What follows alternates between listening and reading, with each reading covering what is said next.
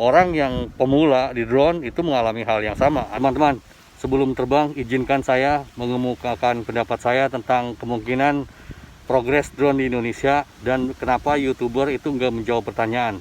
Yang pertama, tentang kemungkinan potensi drone di Indonesia, karena saya juga sering kalau terbang ditemenin anak-anak kecil gitu ya, anak-anak lah gitu. Karena anak-anak memang di mana-mana senang drone gitu. Kalau menurut pendapat saya ingat sama ininya Robert Kiyosaki waktu saya kuliah dulu tahun 2000-an. Katanya untuk usaha nih ya, untuk usaha itu 9 dari 10 perusahaan akan gulung tikar pada 10 tahun pertama. Itu masa itu. Masa itu bukan masa online. Kalau sekarang kan masa online. Saya pikir bakal lebih cepat. Itu untuk perusahaan kalau kita usaha ya. Kalau untuk drone saya pikir kalkulasinya, statistiknya itu 1000 banding 1. Kalau saya lihat kebanyakan kalau kita buka YouTube lah, buka YouTube, kalau Anda tertarik drone, kemudian Anda buka YouTube, kemungkinan Anda akan mengarah ke channelnya Sigit Einstein. Saya pikir dari 1000 orang yang buka channel Sigit Einstein, paling satu yang dengerin. Dan dari 1000 yang satu itu kemungkinan dia akan belajar. Belajar itu kemungkinan ke pilot nakal karena beliau itu jualan dan menjelaskan kira-kira bagaimana caranya binding dan seterusnya gitu ya. Dan beliau juga membantu, termasuk saya dibantu juga sama pilot nakal. Nah, dari 1000 orang yang nonton channel Sigit Einstein dan satu orang yang masuk ke videonya pilot nakal, ke channelnya pilot nakal, kemungkinan hanya dari 1000 yang nontonin video pilot nakal itu hanya satu orang yang benar-benar belajar gitu ya. Benar-benar belajar kayak saya merasa benar-benar belajar menurut saya loh ya gitu. Kemungkinan itu, dan kemungkinan kalau dari 1000 dan 1000 banding 1 itu ada yang hobi, kemungkinan akan buka channel ini, channel Dr. Drone gitu. Anda kemungkinan yang buka channel ini adalah yang hobi drone, dan saya prediksikan dari 1000 orang yang buka channel saya ini hanya satu yang benar-benar serius dengerin omongan saya dan kita bisa sharing begitu. Nah, itu pendapat saya ya, silakan koreksi kalau saya salah, karena manusia itu gudangnya salah ya. Kemudian yang kedua, kenapa YouTuber kebanyakan nggak menjawab pertanyaan? Kalau menurut saya secara pribadi udah subscribe ke channel-channel besar seperti Om Deddy Kobuzir, saya kan terbantu sekali. Terus Marcella Dipal itu bagus, buat saya itu bagus sekali, dan saya subscribe. Kemudian untuk channel drone juga Sigit Einstein, kalau nggak salah dari tahun 2008 saya udah subscribe. Tapi seingat saya setiap kali nanya belum pernah sekalipun dijawab sama beliau. Saya nggak, saya waktu itu bingung kenapa ya, masalahnya apa gitu. Padahal saya kalau nanya ke Kuri Kitten, nanya ke Joshua Barbell itu kemungkinan dijawabnya besar sekali. Tapi untuk YouTuber Indonesia itu susah. Saya juga nggak ngerti waktu itu ya. Tapi sekarang saya pikir begini. Pada dasarnya orang buka channel YouTube itu kan untuk dapat penghasilan income. Ketika dia orientasi untuk income, maka kita dipandang sebagai publik, sosial, masyarakat, angka, hanya angka. Kita bukan orang, kita dianggapnya angka. Kalau statistik kan begitu. Coba gininya, gampangnya beginilah. Contohnya dari dulu juga sebenarnya kecelakaan, orang meninggal karena kecelakaan lalu lintas itu banyak. Tapi apa Anda peduli? Yakin Anda peduli gitu? Saya yakin enggak, terkecuali itu berkaitan dengan diri Anda. Misalnya yang kecelakaan itu saudara, anak, atau siapapun gitu. Tapi selama itu tidak berkaitan dengan kita, itu kita nggak peduli. Seperti sekarang, kondisi wabah gitu, kondisi wabah seperti sekarang. Kita semua peduli, kenapa? Karena kita punya kemungkinan untuk tertular kan gitu. Kalau kita nggak punya kemungkinan tertular, kita nggak peduli gitu. Itu bedanya. Kenapa sosial orang YouTuber nggak jawab pertanyaan? Karena dia orientasinya itu ke sosial, ke orang banyak, bukan ke person. Jadi kalau saya juga udah sampaikan, kemungkinan kesalahan para guru adalah mereka tidak menjawab pertanyaan, karena nggak mungkin lah kalau kita nggak ngerti kemudian nanya nggak dijawab, kita bisa ngerti dari mana? Nggak mungkin. Makanya kita belajar hanya ke channel-channel, kalau di YouTube ya, kita belajar ke channel-channel yang ketika dia menjelaskan sesuatu maka jelas gitu, atau ketika kita ada pertanyaan dia menjawab. Kalau kita nanya kemudian dia nggak jawab dan video-videonya nggak jelas, udah unsubscribe aja, lupakan aja channel-channel kayak begitu menurut saya loh ya.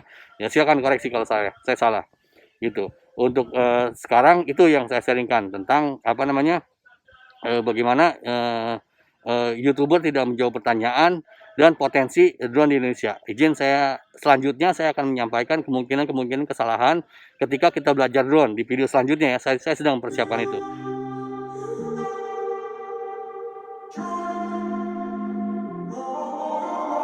I'm walking around in the circle of life, doing the things I know, walking the same ways 100 times with the same soul.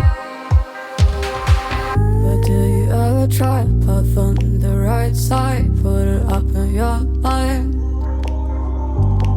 But do you ever try to path on the left side, put it up in your mind? It's gonna be alright.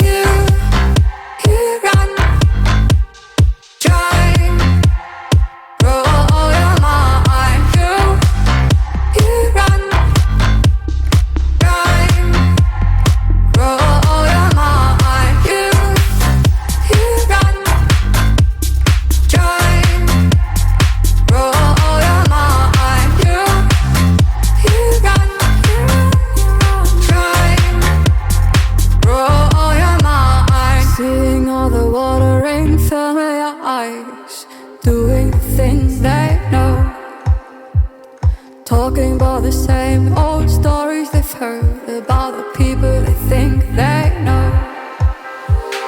But do you ever try to path on the right side, put it up in your mind? But do you ever try to path on the left side, put it up in your mind? It's gonna be hard. You run, try, roll your mind. You run, try, roll your mind. You run, try, roll your mind. You run, try, you run, try, roll your mind. You run, try, roll your mind. Share kamerana sabar aja teh Pak. Rupa-rupa aya nu sabaranya kamera didinya Nya, eta teh 800.000 aya kamera ieu mah, tapi nu 300.000 ge aya kumaha lamun sapaket sareng drone sabaraha? ieu teh ieu 4 jutaan 4 juta. 4 juta tapi nu sebenarnya paling murah teh nu model kieu nya, model kieu 1,5 juta lah. Kenapa saya pengen sampaikan kemungkinan kesalahan yang dilakukan pemula, karena kemarin juga Rasya itu yang dapat giveaway drone ghost dari kita itu katanya baru terbangin langsung hilang gitu. Tapi saya senang mendapat Om Sandy karena pada umumnya kita itu pengennya cepet gitu, cepet bisa, tapi nggak mau baca manual. Saya yakin Rasya nggak baca manual, maunya langsung terbangin aja, tahu hilang gitu. Anda dari sekian banyak orang yang pemula di drone itu mengalami hal yang sama, Anda masih mending dapat giveaway. Orang yang lain beli, saya waktu itu beli juga hilang karena saya malas baca manual. Karena kita manusia itu secara umum memang ini pengennya torolong, rusuh, kita tuh pengen apa-apa pengen cepet gitu. Segala sesuatu itu perlu proses gitu. Jadi itu yang pengen saya sharingkan, dan kemungkinan kesalahannya akan saya sampaikan di video yang berikutnya gitu.